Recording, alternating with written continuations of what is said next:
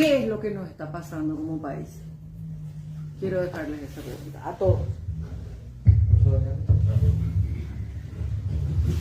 Esa es una pregunta, yo digo que más que la pregunta es la posibilidad de hacer algo. Y me baso en lo que decía el doctor Benjamín Fernández, que se instaló una cultura donde no está permitido hacer nada. Claramente, todo, inclusive ocurre en este momento, tenemos una planadora, ¿verdad? Cualquier intento de hacer algo que vale la pena, hay un grupo que se encarga directamente de poner todo el expediente, ¿verdad?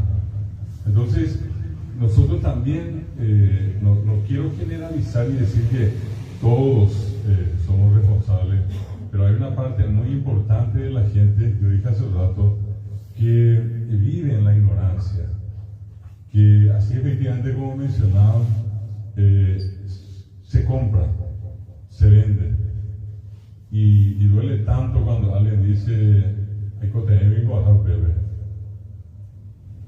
hay que crecer el azúcar de final, aunque haya tomado compromisos en día. ¿Y cuánto cuesta? 50.000, 100.000 guaraníes, a lo sumo, qué sé yo, 500.000 guaraníes. Y con todo eso se rompe toda posibilidad de salir del pozo. Ya, estamos en el pozo porque inclusive nos educaron, nos sometieron a ese modelo. Y es allí donde tendría que haber algo parecido a esto, donde se genere un espacio de reflexión. De hecho, a todos nos cuesta hablar. Todos tenemos miedo a hablar. Todos tenemos esa sensación de que, ¿será que si yo digo y si me equivoco?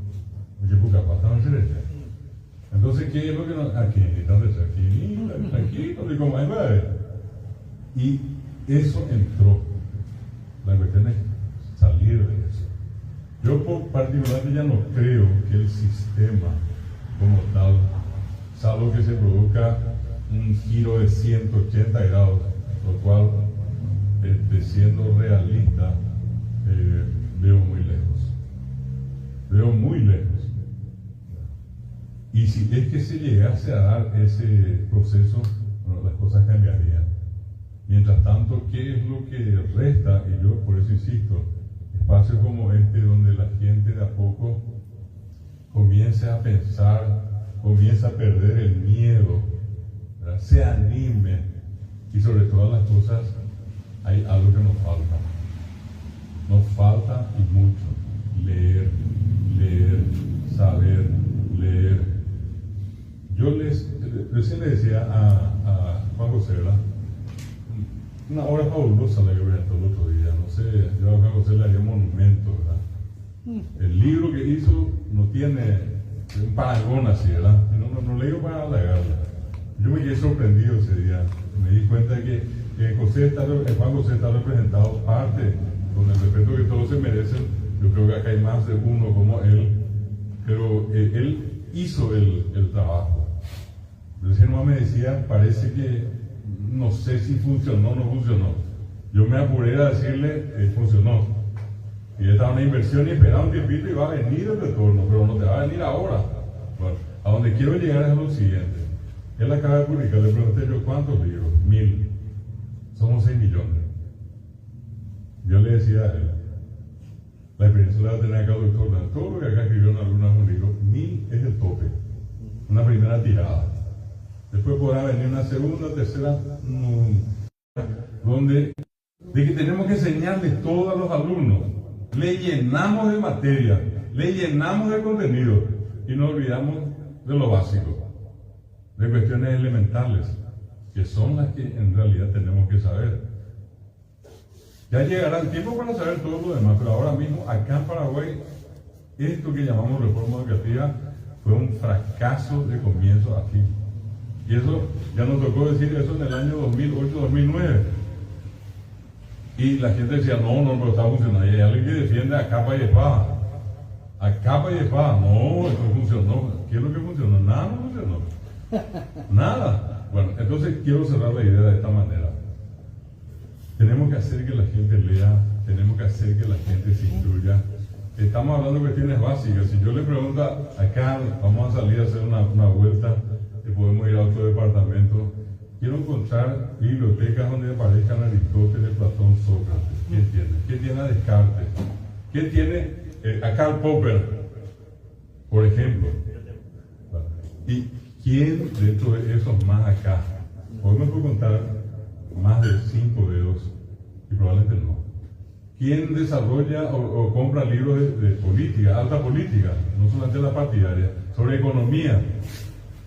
Lo nuestro pasa, somos semanaleros, y hablo de una generalidad.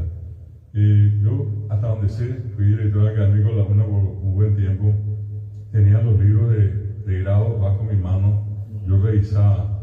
Y una cosa que hasta hoy me duele es que hasta hoy en la UNA no hay 80.000 egresados. Se cuenta en 1889. El drama es que 25.000 ya están muertos, 10.000 jubilados, hay 45.000 vivos. Aproximadamente un 5, un 6, generosamente un 10% del Paraguay pasó o está en la universidad. Porque tampoco es garantía de, qué sé yo, una alta cultura ni nada, pero ¿cuántos son? Y los que quedaron afuera, acá se maquilló el resultado, lo que es el tema famoso de la deserción o del abandono.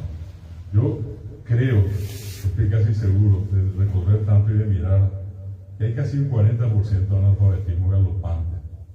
Pero galopante, 40%. El maquillaje dice, no tenemos 12%, ya, de ABA.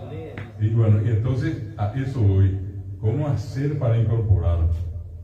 Y yo por eso, más allá decía que sea una cuestión meramente lingüística, yo hablo de beneficiar con la educación a la gente que habla guaraní. ¿Por qué no puede acceder a Descartes en guaraní? ¿Por qué no puede acceder a Kant en guaraní? ¿Por qué no puede hablar de política y hacerlo en guaraní y que sepa el castellano y que sepa el inglés, el francés y todo lo demás? Pero nosotros nos trancamos allí. Yo creo que en este momento el Paraguay está sintiendo la más rigurosa de la perversidad que implicó en la dictadura la educación. Pero hay una contradicción. En tiempos de libertad y democracia, me sorprende la escasísima, pero yo digo pobre, miserable, decisión que inclusive los gobiernos de todos los colores en algún momento demostraron para por lo menos construir escuelas. Me duele en el alma, pero tengo que reconocer que casi el 90% de las escuelas que se están cayendo a pedazos hoy fueron construidas en tiempos de Stroessner.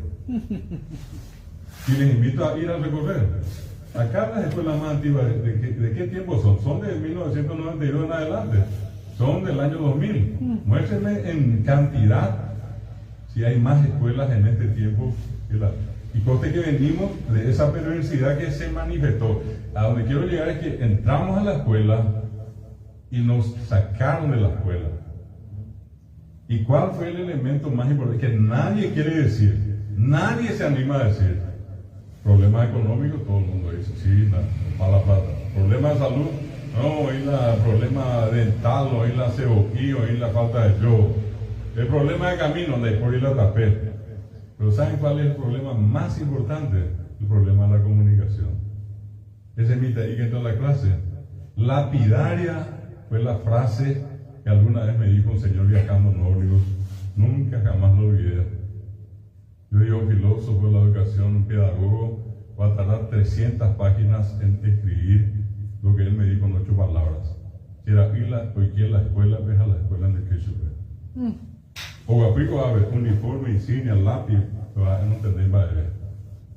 Esa es la manera de marginarnos, ninguneados. Tienen que salir de esa situación miserable. No hay otro camino, la educación. Pero que no sea solo. Insisto y cierro con esto, con mucha esperanza, si seguimos en la misma línea, mejoría para más adelante. Es triste, es doloroso, pero también yo le animo acá a la señora Lisa Abogado a no arriar la bandera. Sus canciones tienen contenido, esa realidad, y no una actitud, por lo menos lo que estamos convencidos de que el Paraguay es un país que vale la pena como cualquier otro. y que puede ser mucho mejor que cualquier otro, que solamente tenemos unos cuantos, pero lastimosamente los peores, que se encargan diariamente de romper en pedazos una gran parte de lo que es el Paraguay. Pero hay otra gran parte que queda, y esa otra gran parte que queda está en nuestras manos. Yo creo que cada uno de nosotros tiene una bandera, haga una escuela con ese vecino, que hay que hacer esa escuela. Si hizo algo mal, con mucho cuidado, ella puede ir, no hay por ahí, ella puede llegar, ella puede pesar en Andrea. Y es tan triste que nosotros no nos damos tampoco el valor, porque dentro de una obra de arte, en Ñandurtí, la Opojí, somos gente que tenemos capacidad, que tenemos ingenio creativo. Lo que nos falta es esa chispa de conocimiento que nos actualice y que nos haga asumir nuestra condición cívica de ciudadanos. Nosotros no conocemos nuestros derechos. Salimos acá, preguntamos, ¿quién leyó la Constitución? No, ya va a ser un milagro. ¿Quién tiene una copia en la casa? Va a ser otro milagro. Los que estamos en la universidad, ¿quién leyó el estatuto de su universidad? ¿Quién conoce el reglamento de su facultad? Y nadie, ¿verdad? Y yo me doy reclamo y me retan a que vinimos, porque ya que vinieran agua, porque ya que vinieran años, como yo la pora, lo desaparece. Y bueno, eso es lo que tenemos que superar. Disculpen que me haya extendido mucho, pero esa es una pregunta.